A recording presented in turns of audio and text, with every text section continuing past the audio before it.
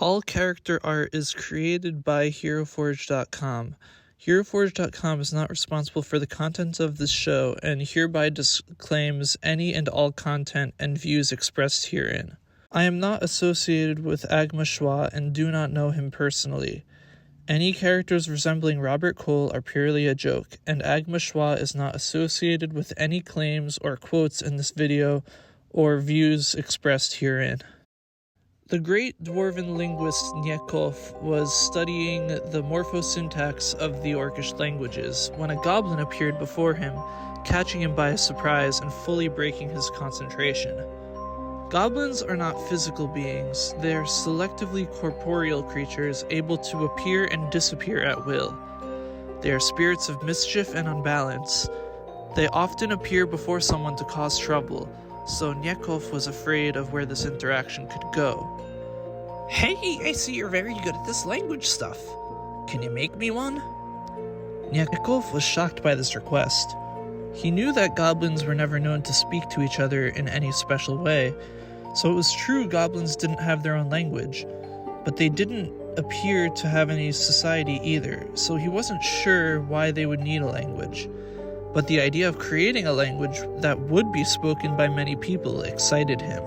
Well, that sounds incredible.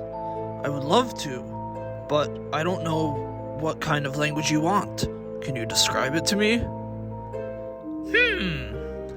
Well, I don't know. I want it to be gobby, bwabby, mwaggy, and boggy. The dwarf didn't understand what the goblin was trying to convey, as he had never heard adjectives like bwabby and mwaggy before. But from this description, he quickly jotted down a very, very simplistic phonology using 8 consonants and 1 vowel. Oh, and I want everyone to talk backwards. Njekof and the goblin had been communicating using a language called Dufir the whole time, which is a subject-verb-object language. If the goblin wanted to talk backwards, that meant he wanted an object-verb-subject language. This notion confused Njekof.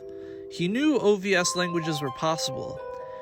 In fact, there is a commonly spoken language that is a distant relative to Dufir that uses OVS word order, but said language was still being studied, and the notion made no sense to him. To move the subject to be after the verb phrase didn't make sense to him, because the subject is always in the specifier position of tense, which comes before the rest of the tense phrase.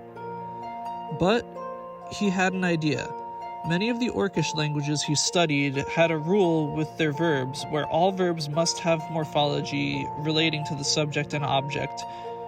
In addition, it appears that sentences in this language could put the subject and object in any order or omit it completely with sufficient context. According to his research, in these languages, the true arguments are phonologically null pronouns. The morphemes that attach to the verbs are agreement markers, and any noun coming before or after the verb is an adjunct that gives reference to the null pronoun. So, for this goblin's language, instead of adjuncts giving reference to the noun, an adjunct gives reference to the verb, and the true verb would be phonologically null.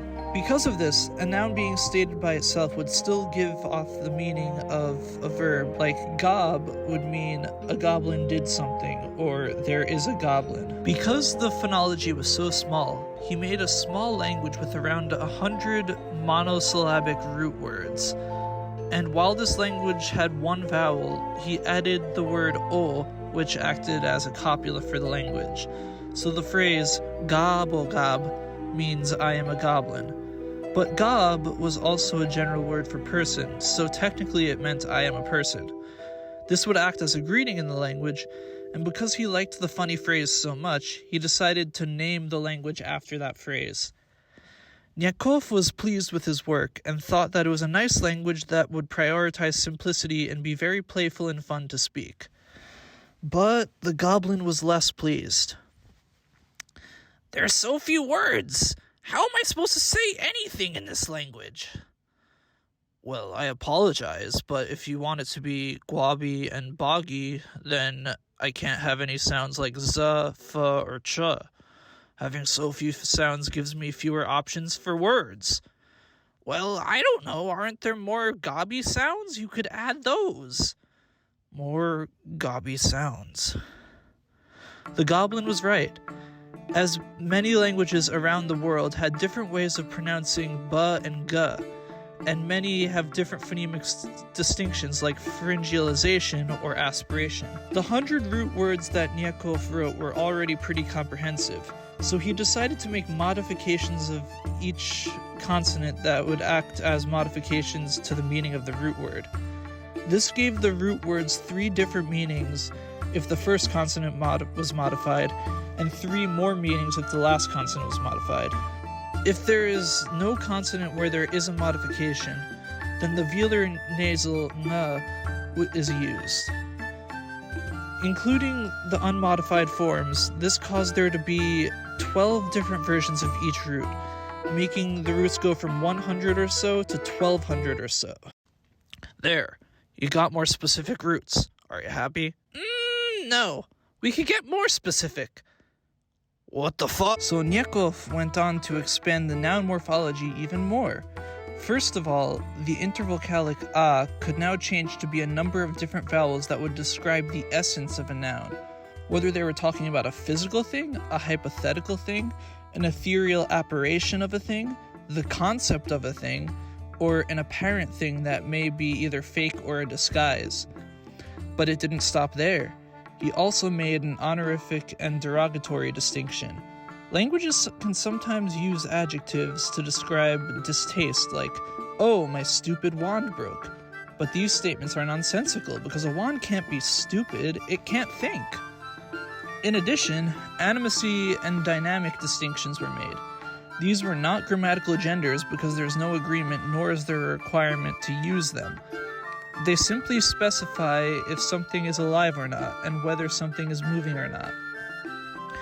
So for example, an inanimate, undynamic, and apparent animal would be a stuffed animal. But there's more, and the goblin didn't ask for this part. Njekof realized that he could use his knowledge of linguistics to further clear up ambiguities. Take the dwarven sentence, "Oldwafa qethugfal shimatan." All dwarves must play a drum. Is there one specific drum that all dwarves must play? Or does every dwarf have their own drum that they must play? This ambiguity is called a scopal ambiguity and results from the quantification of a noun. Depending on which quantifier outscopes the other, there will be different meanings, and many languages don't have a way of differentiating this type of scopal ambiguity. So Njekof made different prefixes for different types of quantifiers and stated that whichever quantifier comes first in the sentence outscopes the other, and passivization would be used to swap the 2 quantified phrases in case of ambiguity. The final thing for nouns which Njekof found important was relevancy to discourse. If talking about a goblin, is this a new goblin we don't know? Is this one that we were talking about? Or is it one that is irrelevant to the discourse entirely? He made prefixes for all of these as well. And with all of these nominal distinctions out of the way, Njekof and the goblin began to feel much better about the language. But an unexpected foe appeared in a flash of light before them. Do you really think this is an acceptable language? Phonologically null verbs? That makes no sense. Whoa, who is that? Agma Schwa, the evil language wizard. I'm surprised that you don't know that there are new languages for me every week. I'm sorry, I'm merely a humble linguist, so I've never made languages before. I suppose you think that's cute, but what it makes you is a fraud. Yes, but I'm a cute fraud though, right? Silence!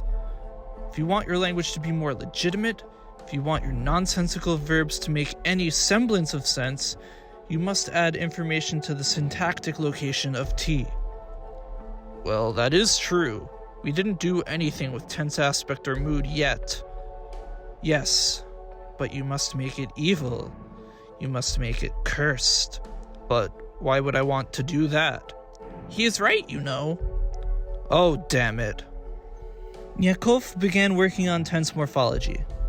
First of all, because the true verb was phonologically null, there wouldn't be really any affixes on top of said verb. but the adjunct that gives reference to the verb would have a suffix, which would change the lexical aspect of the verb. He changed the suffix o to represent state of verbs, because being something is always a state. Now, when using any of these suffixes, the inherent lexical aspect of the verb would change, and there was a suffix for each type of lexical aspect, including states, achievements, accomplishments, and processes. If a suffix wasn't on the verb, then it was purposely unspecified, but this isn't recommended due to omnipredicativity. Next, to build on top of distinctions of voice, which Njekof had already created and added to the syntactic tree, he added a marker of agency of the subject. But agency would be a complicated issue, because there isn't always an issue of willing or unwilling. So he created a purposeful marker, an accidental marker, a coercive marker, and a hesitant marker. The hesitant states an action that is performed on purpose but with some emotional barrier preventing one from performing it, like procrastinating on writing this script.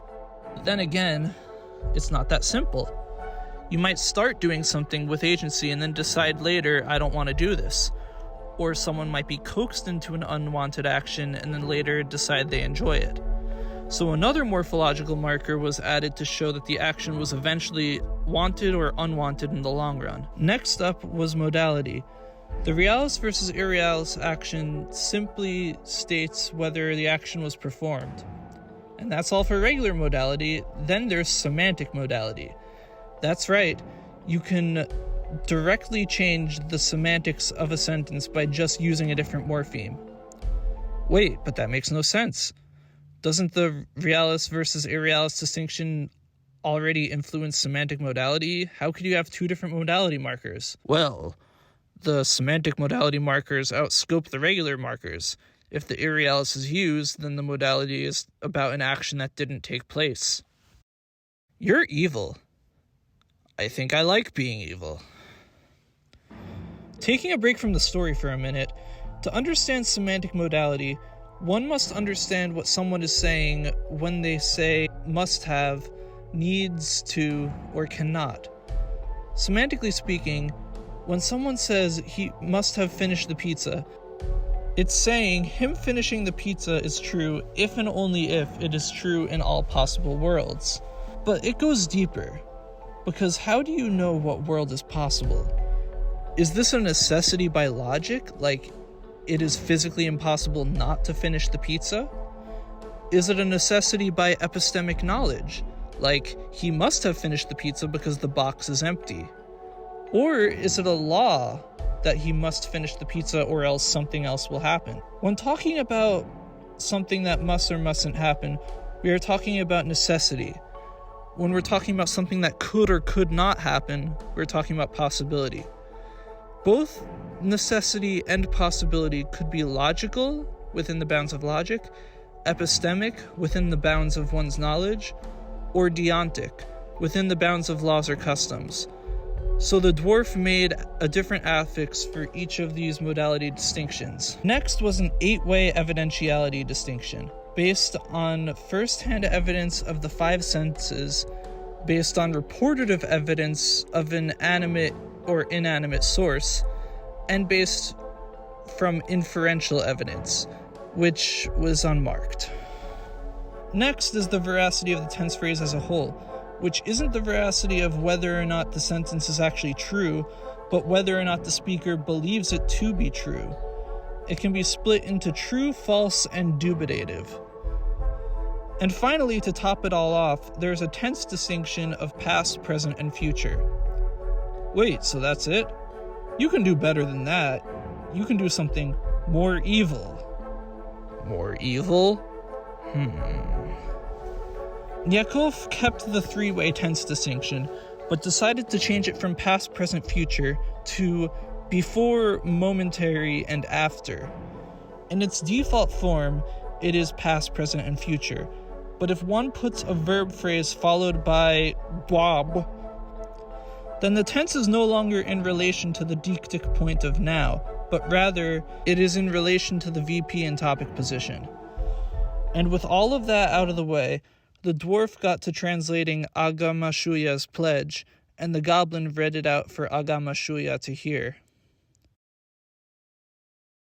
Gobbo Gob, Agma Schwa obo Gob bra gu haba hamobag am hug. Ga ngoch gra ha gra wag bama mung rang mug am re am hua.